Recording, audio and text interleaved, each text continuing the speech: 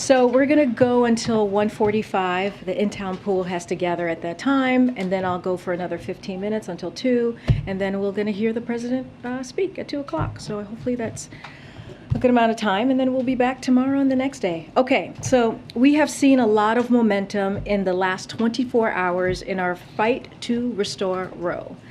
Americans in Kansas turned out to challenge views that would move the country backwards, with fewer rights and politicians invading our most personal decisions, and they won. In the wake of Dobbs, the president predicted people would turn out in record numbers to reclaim rights stolen from them, and they did. The ballot measure proposed by extreme, out-of-step Republican officials would have eviscerated fundamental rights and access to health care. Republican officials have been very clear. They are pushing extreme laws banning a woman's right to choose, many of which don't allow exceptions, even for rape or incest. And they are calling on a national ban on abortion. As I mentioned yesterday, the DOJ also brought a suit against Idaho, where a near total abortion ban is threatening women's lives. Federal law makes clear doctors must provide emergency care, including abortion services, to women facing health and life-threatening conditions. But under Idaho's law, women with medical conditions like ectopic pregnancies or hemorrhages can be denied the emergency care they need. And today, President Biden will sign an executive order at the first meeting of the Interagency Task Force that builds on the actions we've already taken to protect access to safe abortions, contraception, and the ability to travel. Today, the president is directing the Secretary of Health and Human Services to work with states, including through Medicaid, to help women who need to travel out of state for reproductive health care, ensuring there's no discrimination when obtaining medical care, and promoting research and data collection on maternal health outcomes. There have been big steps forward in the fight to protect our rights, but it's not the end of the fight. What's at stake here is a choice between a national abortion ban, as Republicans have already called for, and more radical attacks on fundamental rights versus standing up for the rights Americans have been entitled to for almost 50 years. We're now seeing 50 days into what remains the fastest decline in gas prices in over a decade. Gas prices are now down 86 cents a gallon from their June peak, saving American families with 2 cars on average over $90 a month on gas. And drivers can now find gas for less than $3.99 a gallon at more than half of all gas stations across the country. Prices are coming down even as Putin's war continues to put pressure on global energy supplies. President Biden promised he would address Putin's price hike at the pump, and he is. He is releasing 1 million barrels of oil a day from the Strategic Petroleum Reserve. He is rallying international partners to release an unprecedented amount of oil. More work remains, but prices are going down, and the president will continue to call on domestic and international oil producers to increase output so they can continue to come down. Finally, lastly, today, former Treasury secretaries from both the Democratic and Republican administrations just became the latest in a wide range of economic experts to endorse the Inflation Reduction Act. These high-level officials from both parties reaffirmed that this package will cut many of families' biggest costs and act against inflation. They also became the latest in a long list of experts, as I've shared with you recently, who have debunked congressional Republicans' lies meant to protect tax welfare for wealthy special interests at any cost, even prolong inflation. Larry Summers, Tim Geithner, Jack Lew, Hank Paulson, and Bob Rubin joined over 120 leading economists, including Nobel Prize winners, CBO directors, who have analyzed the Inflation Reduction Act and agree it will lower cost, reduce inflation, address a range of critical and long-standing economic challenges. There are also 3 new polls out today from Morning Consult Politico, Yahoo News, YouGov, and Navigator Research that underscore the American public's overwhelming support for the major components of the bill, including lowering costs of prescription drugs, requiring large corporations and the wealthiest Americans to pay their fair share, and lowering health insurance premiums. Americans are weighing in with resounding support for the Inflation Reduction Act, and that's in contrast to Republican members of Congress who want to block this legislation to protect tax welfare for the wealthy and corporations. Not only that, but while congressional Democrats want to lower your prescription drug and health care costs, Republicans want to put Medicare and Social Security on the chopping block every year, like Ron Johnson repeated yesterday. The choice is clear, and we urge Congress to move forward with this package as soon as possible. Josh, the floor is yours. Wonderful. Thanks, Karine. 2 questions on 2 subjects. First, OPEC today. OPEC Plus is boosting oil production by a much slower pace in September than in previous months, at about 100,000 barrels a day. After President Biden's visit to Saudi Arabia, was this the potentially substantial increase that the administration was looking for? So I'll say this, the president has been very clear, Josh, that oil supply must meet oil demand. And the fact of the matter is, and I just laid this out in the top, which is 7 weeks ago, the price of barrel of oil was about $120, and now it's at around $95. Gas prices went from more than $5 to under $4 for a majority of the country. We've seen the fastest decline, as I just laid out, in gas prices in over a decade, and that's 50 days straight of decline. So what we're focused on is keeping those prices down. We wanted to see some increases in the production before we announced the trip, and we actually saw that in that first week of June when OPEC Plus announced that it was going to increase their production by 50% in July and August, so we saw that happen. But what we're focused on is the bottom line for us is that reducing the price of oil in the market is the most important thing, and that's what we're seeing, and that's what we're going to continue to work on. Secondly, a bipartisan group of senators, including Kaine, Sinema, Collins, and Murkowski, introduced a bill this week that would bar states from enacting pre-viability abortion bans. But they would allow some restrictions on abortions for pregnancies after viability. Does President Biden consider that a satisfactory standard?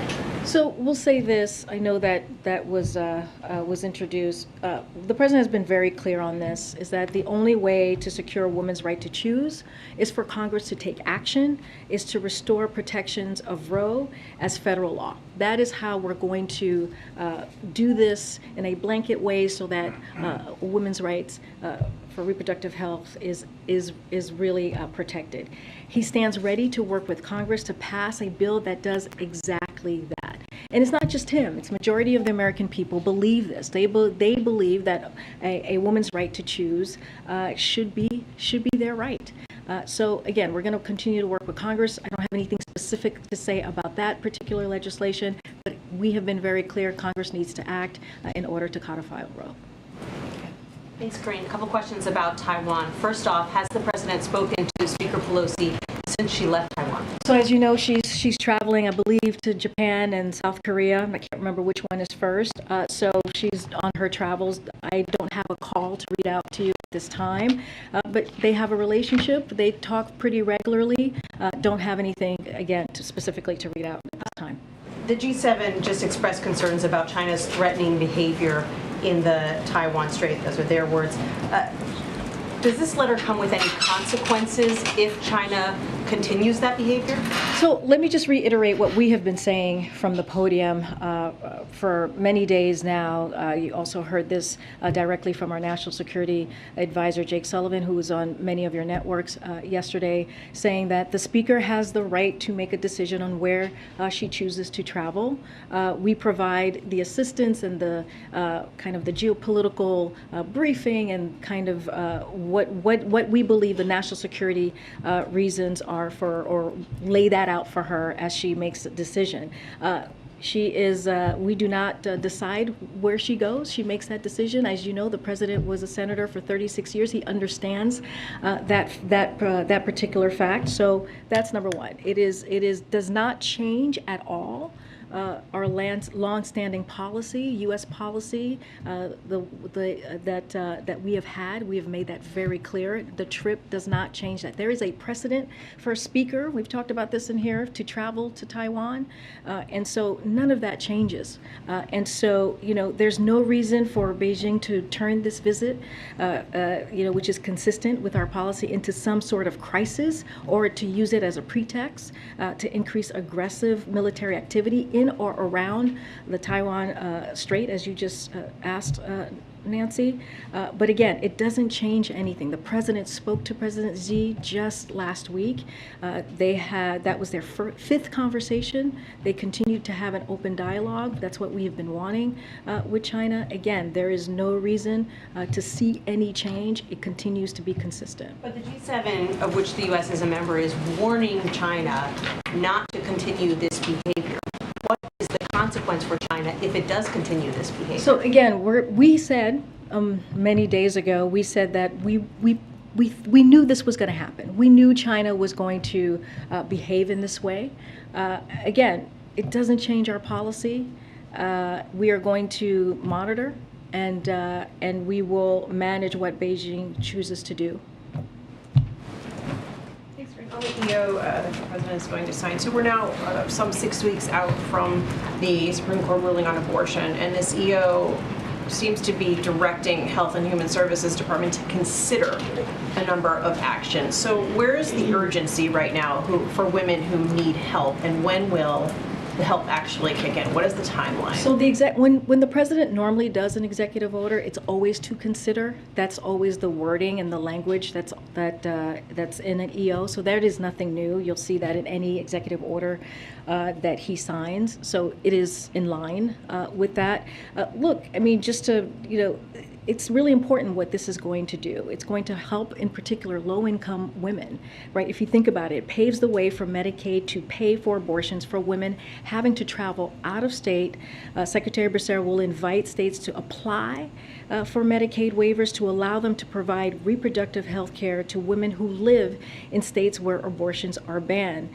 Those he judged to be the strongest and most effective on both legal and policy grounds. That's what the president is doing. He's reviewing the options that he has, and also the thing to note here, and we have said this is in consultation with groups. This is in consultation with legal experts when we make these announcements, and the president has been very clear. He is going to continue to do whatever he can to make sure that a woman's rights to choose continues to be protected the best way that he can from the federal government. But again, the way we do this, the way to make sure that it is federal law, is Congress needs to act, and Americans need to make sure that their voices are heard. What is the timeline, specific timeline on this EO for women who want to have an abortion soon? Will this help them get one? Are we talking about days? Are we talking about weeks? Are we talking about 6 months? So that's a great question. We don't have the details to share today, but HHS will soon have more on what a waiver could look like in the timeline, as you're asking me, and which would generally target, again, low-income women served by Medicaid and help cover certain costs. So HHS, as you know, the president's going to sign the executive order. It says to consider. Secretary Becerra will then work with his team to figure out the details and the timeline. And one more question on this. How will you be able to pay to help women pay to cross a state line to get somewhere else where they need to go, given the restrictions of the Hyde Amendment? So that is something that HHS will come up with the details on that. But you're about to sign an EO. Have they not figured that out? Well, we're going to leave it to HHS to come up with the details on the specifics on how they're going to work with states if a state asks for a waiver and what that's going to look like. So this is going to be in their purview. They're going to come up with the specifics, again, with the details on how this is going to work. But again, this is what the president is doing. He's looking at everything that's available to him on the table, whatever is legally possible, what he can use his executive authority to move forward on, and that's what he's doing. A quick question again on oil. 100,000 barrels a day, it's enough to basically cover, I think, 86 seconds of global oil demand in a day. And it's essentially a rounding error when analysts say that the kingdom could increase production by at least 5 times as much. Is the White House happy with that amount? And again, does Biden feel like he got what he wanted out of the visit to Saudi Arabia? So, again, the way we look at this is that I laid out the gas prices and how that's gone down. We went from 120. It's gone now. All right, 120. There we go. You just missed it. So this is the prices at the pump, 86 cents. But if you look at the barrels the barrels, it went from 120 to $95. That's a significant, I think, movement that we have seen.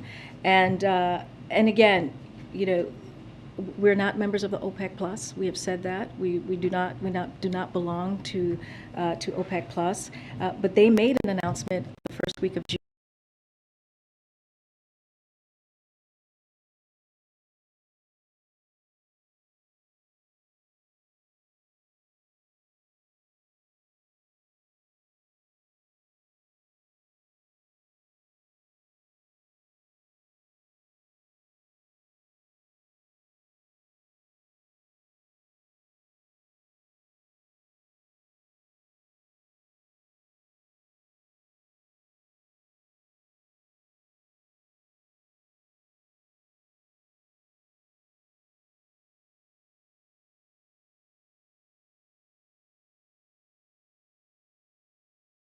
To be included, to be more so included in the Middle East region, which is also very important. And so, look, when it comes to gas prices and oil production and meeting supply, we're going to continue to work on that. But you've seen the president take those steps. When you think about the Strategic Petroleum Reserve, when you think about how he was able to rally our allies to do 240 million.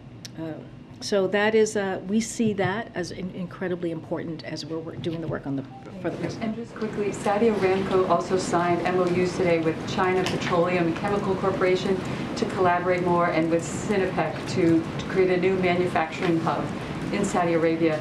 Is there concern in the administration that Saudi Arabia is sort of loosening its energy ties with the U.S. and getting closer to China? So that particular report, I would have to go back to the team and get back to you. I've not seen that reporting. Just had a follow-up on the executive order. Since the president is directing the Secretary of HHS to consider actions on helping patients who need to travel out of state to get certain health care services, what are some examples of potential actions, and were there specific examples that the White House presented to HHS to consider? The fact sheet didn't list any examples. No, that's a good question. I can give you a little bit of the waiver details. I don't have examples. Hopefully this helps. And you tell me, MJ, and we're always happy to talk to you afterwards. So as you know, Medicaid provides comprehensive health care to women with low incomes.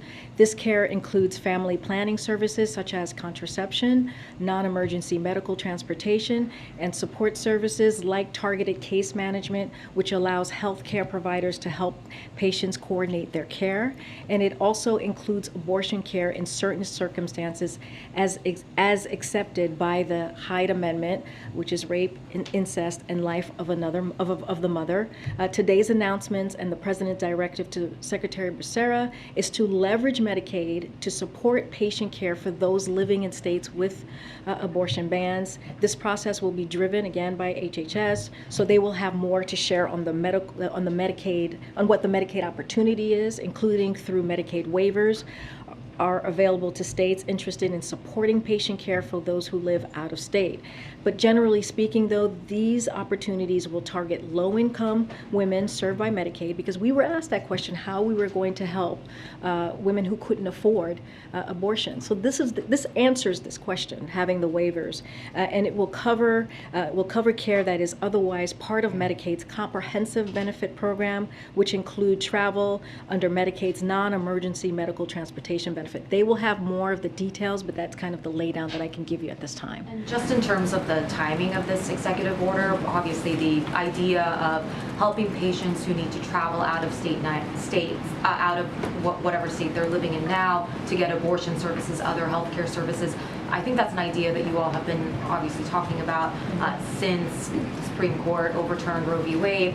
I guess why is this executive order coming out now and directing HHS to consider more actions? Presumably they would have been thinking about this already, right? Well, as you know, the last executive order that we signed, the president signed, was to create a task force. And that task force, one of the reasons it was created is so that it could be streamline our efforts here and our efforts across the agencies to come up with ideas of how to move forward and how to move the best way to really deal with this crisis that's in front of us, and also I think so. That's one part, right? The task force came together. They are putting forth ideas and ways to move forward. I think the other thing to think about is, the president has executive authority, but he also has to make sure he talks to the legal experts, right? He has to make sure that the ideas that we have or come up with can be done. And so that's also a big part of it too. This is still, this is a government, and so there are ways, there are steps and processes that we have to take in order to take actions as big as these. And so that's something as well to take note. But look, there has been an urgency from this president from day one when the Supreme Court made this extreme decision to take away a constitutional right. It was an unconstitutional action by them, a right that was around for almost 50 years, a right that women had to make a decision on their bodies and how they want to start their families. And so the president has been very clear that he's going to do everything that he can. It doesn't stop with this, but we also understand that, he can't only be the only person working on this, right? That's why we continue to ask Congress to take action. Am I doing the math right that the 30-day report that the president asked Secretary Becerra for, that would be on Sunday? I have not done the math, so I trust you on that. I don't have anything new on the 30-day report. We're not here yet. I would have to get back to you on that. The subject, please. Go ahead. I'll come to the back. Just to follow up on MJ's questions on this new executive order, the president had previously said that he wanted the Justice Department and HHS to explore ways that they could protect interstate travel. How is this different or at all new from what he said? I think laying out how to do that by offering this Medicaid waiver is a big deal. I mean, this is a big deal for women who can't afford to have abortion. This is a big deal for women who are trying to figure out how are they going to pay for their health care. This is a big deal for them. And so we were asked, I remember one of the last times I was in front of you talking about this particular issue, I was asked, okay, well, what are you guys going to do for women who can't afford? This answers that, begins to answer that. So we think this is an important step. It's not the only step. But again, the president has been very clear about how do we get to Roe becoming federal law. Americans have to make sure that their voices are heard. That's why I laid out or talked about what Kansas did last night. And will there be more details, for example, for women who are looking to utilize these services? How do they access, as you outlined, some of the things, transportation, those health services in other states? How is that going to work? All good questions. HHS will be clearly leading this effort, and we'll have more details to share. And then just one more quick one here. Has the president had any conversations with Senator Sinema as the Senate continues to negotiate over the Inflation Reduction Act, or any conversations that the White House is having with senators as they try to push this over the finish line? We're not going to negotiate from here, as we say many times, or in public, just in general, and I'm not going to speak to any other congressional members' conversations or what's happening in that is related to that. Okay. Yeah, a different subject, a couple questions. There's text messages reported today from January 6th from top Pentagon and Army officials deemed key witnesses in the Capitol attack that were deleted after their phones were wiped. Is there any concern from this administration about confidence in the DOD or the Army because of that? So my understanding is this is part of an ongoing litigation, so I would refer you to the Department of Defense. It's not something that I can comment on, and they will have further comment or details. But I'll say this more generally. Here's what I will say to your question. We have been very clear that we strongly believe in following public record rules. That is important. And the President also has been very clear that everyone should cooperate with the January 6th committee so they can get to the bottom of what happened that day. But I'm not going to speak to any specific details. I would refer you to Department of I just want to know if Defense. he has confidence in the DOD, and does he also have does his confidence remain in the Secret Service detail Yeah, after they've wiped? So their- I've answered your last question, and I'll answer the former question. The last question is yes, he has confidence in the men and the women who protect him and his family, so he does have confidence in them. And the Department of Defense, yes, of course he has confidence in the Department of And Defense. finally, the last question. Andrew Yang, former Democrat, has announced a third party. Any reaction from this White House about the viability of a third party with Andrew Yang at the head of it? As you know, and I say this often, I cannot speak to politics from here. I have given up that life for the moment. I'm gonna go back and I'll come back up. Okay, go ahead. Yeah, so on the OPEC announcement, given what the president has invested, does he feel like the increase was an insult? Look, and I said this earlier, and I'll say this again.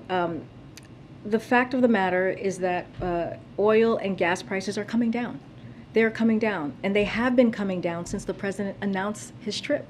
The moment he announced this trip, we saw gas prices and oil prices coming down, and so that is also important to note. But what we're focused on is that our goal is to bring prices down for Americans, and that's what we're seeing. So we have seen some results. You saw the chart that was behind me, and we're going to continue to do the work on the domestic and international oil producers to increase the supply of oil. It doesn't stop with the announcement today. It didn't stop with the announcement in early June.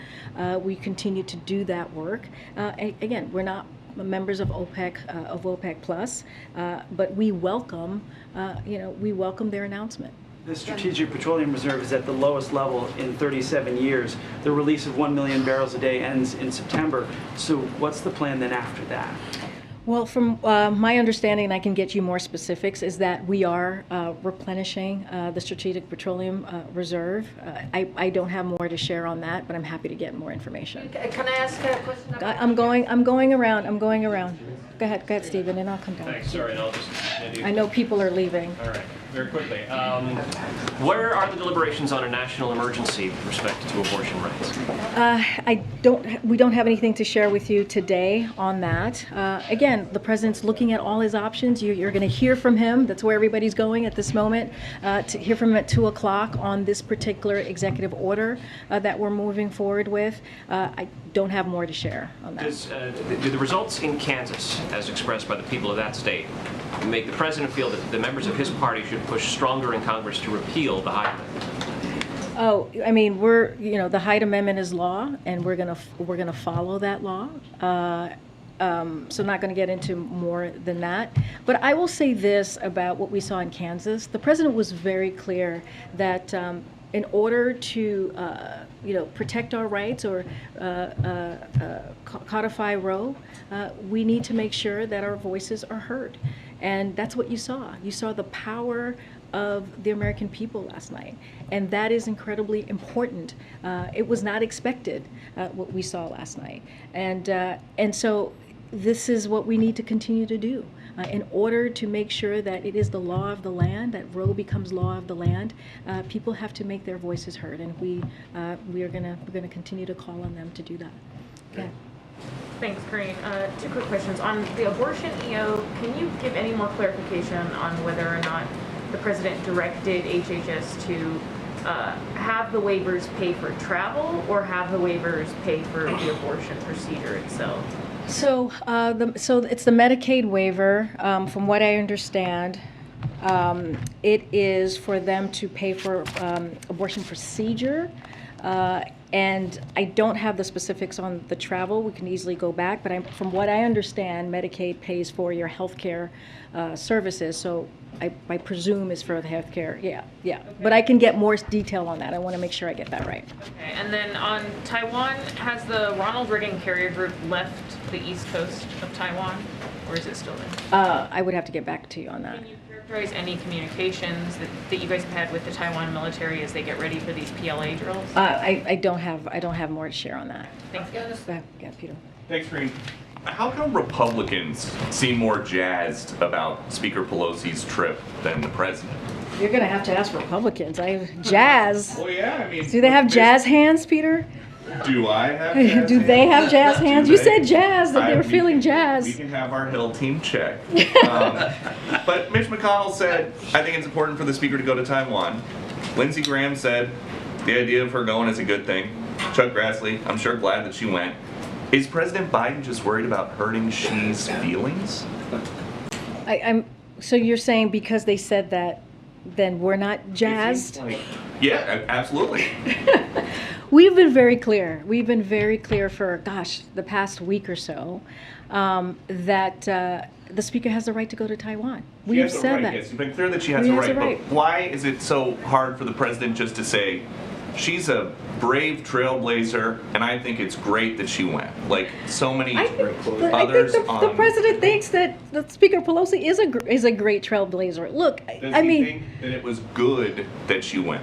Here's the thing. What we are saying is that we cannot dictate, and we will not dictate where members of Congress go. Members of Congress. Wait, let me finish. When they go, he doesn't dictate it. They go. Now he can say if he thinks it was good or not. I mean, that's not how it works. That is not how it works here. It really isn't. Members of Congress have the right to travel wherever they choose. Our part of this is to make sure we give them a thorough and complete briefing when it comes to the geopolitics of the region or the state, or when it comes to national security. That is our part in this. Now that Taiwan is effectively encircled by the Chinese military doing these drills, does the president think that the trip was worth the trouble? Look, I already said this, and I'll just repeat it to you. There's no reason for Beijing to turn this visit, which is consistent with long-standing U.S. policy, into some sort of crisis. There is no reason to do that. We have been very clear. There's no change in our One China policy, which is guided by the Taiwan Relations Act of 1979. That has not changed. And so, look, the United States will not seek and does not want a crisis here. But we are prepared to manage what Beijing chooses to do. And last one about that, there's a Chinese official who says the U.S. must pay the price for its own mistake, and we mean what we say. When the Chinese threaten the U.S., does the president take them seriously? Again, the United States will not seek and does not want a crisis. We are prepared to manage what Beijing chooses to do. Nothing has changed when it comes to our policies. This was precedent for the Speaker to travel to Taiwan. That is nothing new, and it changes absolutely nothing when it comes to our One China policy. I'm going to go to the back. Go ahead. I have a Taiwan question and also an Afghanistan question. Just following up Peter's question, with the PLA encircling Taiwan, does the White House have a counter strategy? Do you have plans to counter this? I'm not going to lay out any of our any of our intelligence or national security information from here. And cyber measures that Beijing has imposed on Taipei. I missed the first part. I said, how about the punitive economic and cyber measures that Beijing has imposed on Taipei? Is the U.S. prepared to help Taiwan there? Again, I'm not going to go further with what I just said. There is no reason for Beijing to use this trip, which is a precedented trip, as a pretext for a crisis. There's no change to our policy, as I've said, as many of my colleagues have said from here, and also on many of your networks and some of your publications. Nothing has changed here. And then on Afghanistan, given that the leader of the Haqqani network is, a wanted terrorist, does the U.S. plan to put him on a on a wanted list or target members of the Haqqani network in Afghanistan? Kirby got this question yesterday. I don't have anything more to add on the Haqqani network. Afghanistan, please. Peter, do you have something? Can I ask you, Karine? Families are telling us months later that they're still seeing limited or at least little to no improvement in their access to baby formula, and market research shows that shortages remain right now. So to those families, has the administration done enough to solve this problem? So as you know, this is a priority for us. We understand what families are going through, caregivers, moms and dads, grandparents, and we have done the work, and we'll continue to do the work to make sure that families have safe baby formula so that they can feed their kids. This continues to be a priority for us. This has not gone away, and we do understand that there's a lot more work to do, but we want families to know and understand this is an administration that cares about them, that cares about the safety of their children, and we're going to continue to do the work. So they recognize that the administration cares. It's a point that you guys have made before. What do you say to those families that when right now the shortage rate, according to data, is between, the out-of-stock rate is something between 20 and 30%. So when will it be resolved? Look, we're doing the work every day. It doesn't stop. We're working with the agencies who are involved. That's why we were able to do the DPA. That was an important move that the president signed on to, so we can make sure that we get more production out there, on more baby formula on the shelves. We did the partnership with the Department of Defense to make sure we're able to do these fly-in baby formulas with relationships that we had abroad, and so that has helped. That actually brought up what we were seeing on the shelves. But we understand that there's more work to do, and we'll continue to do that work. We have laid out the steps that we have taken. We have made announcements after announcements. I'm happy to once I can get that to you, and we are happy to share where we are and how we have improved production. But we understand, we get that there's more work to do, and we're going to continue to do that work. All right, go ahead. Thanks, Karine. People in southeastern Kentucky are still digging out from the devastating floods they had last week. I know the president is isolating right now because he has COVID, but once that isolation is over, does he have any plans to go there and see this damage for himself? You know, I don't have any travel to announce of the president at this time. As you just said, he's still isolating. I do have an announcement to make, or something to share about an announcement that was made today. Department of Health and Human Services, Secretary Becerra declared a public health emergency for the Commonwealth of Kentucky, which gives the Centers for Medicare and Medicaid Services beneficiaries and their health care providers and suppliers greater flexibility in meeting emergency health needs. We are doing everything that we can with FEMA and other agencies across the administration to be helpful to the state of Kentucky. And again, I've said this before, but our hearts go out to the families who have lost loved ones and just lost so much in this period of time. But is a presidential trip there something that's even being considered? Is that something Well, the as you president know, wants to he do? went to Kentucky when I believe it was a tornado that happened, last year. And he visited Kentucky at that time. I remember traveling with him, and it was devastating aftermath of what happened to the state. We just don't have anything to share with you at this time. Okay. I'm going to try to go around here. Go ahead. The President is on his fourth full day of isolation from his rebound case. If he continues to test positive after he completes 5 full days, will he continue to isolate? I would have to check to see exactly what the CDC guidance is, but we are going to follow CDC guidance. One thing I do have to say is CDC recommendations for rebounds. There are no CDC recommendations as it relates to testing and as it relates to travel, but we have been following the 5-day of isolation. We added to our protocol, as we do here at the White House, because of the unique situation and the unique jobs that we all have here, and making sure that we keep everyone safe. We added the 2 negative tests in order for many of us to come back to work. As far as beyond that, I would just have to make sure I check with the CDC guidance, but we will continue to follow that.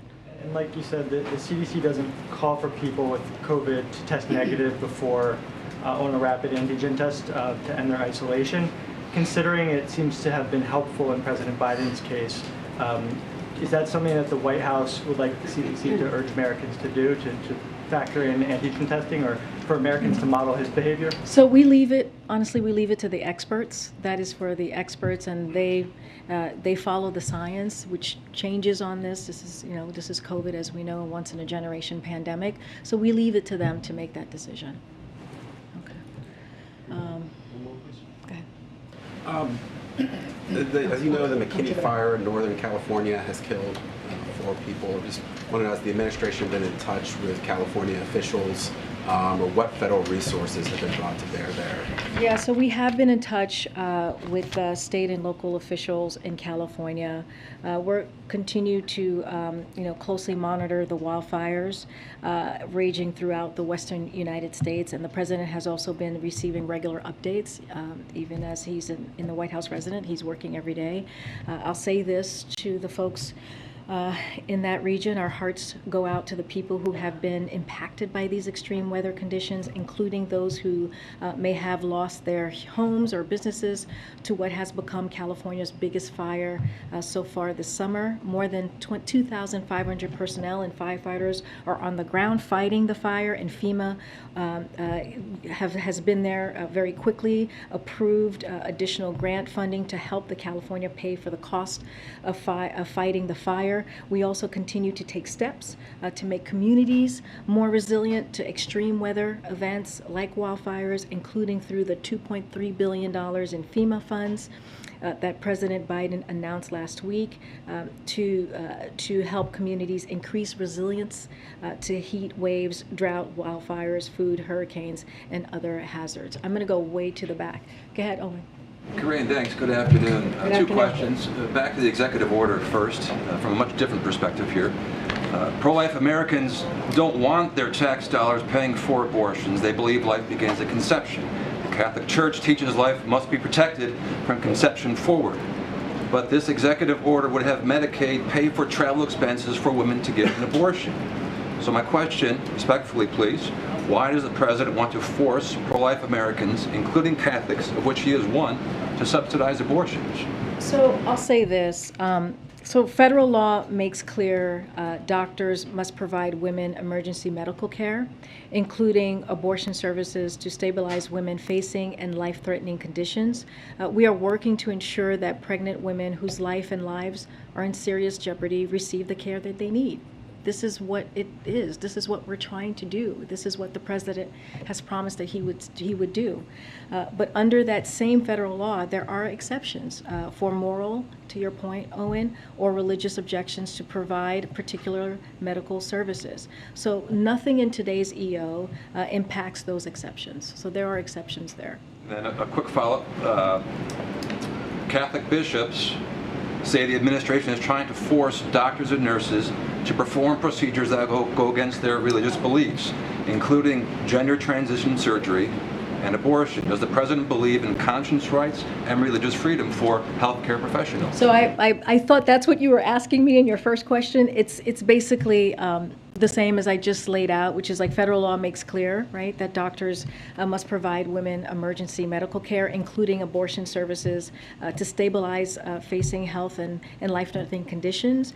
As I just stated, under the same law, there are exceptions for moral or religious objections to the question that you're asking me to provide particular medical services, and nothing in the EO impacts those exceptions, so there are exceptions there. And I thought that was the first question that you were asking. Okay, so let me just clear it up just once, one final time here then. So on the going back to the first question, on the Medicaid, on the proposal to have Medicaid fund travel expenses for women seeking abortion, how would that not violate Hyde if it's using taxpayer dollars to pay for abortions? This EO does not, will not violate the Hyde Amendment. It is law, and we followed the law here. I have to go. It's 2 o'clock. Thanks, everybody. I'll see you tomorrow. Thanks, Greg. Thank you.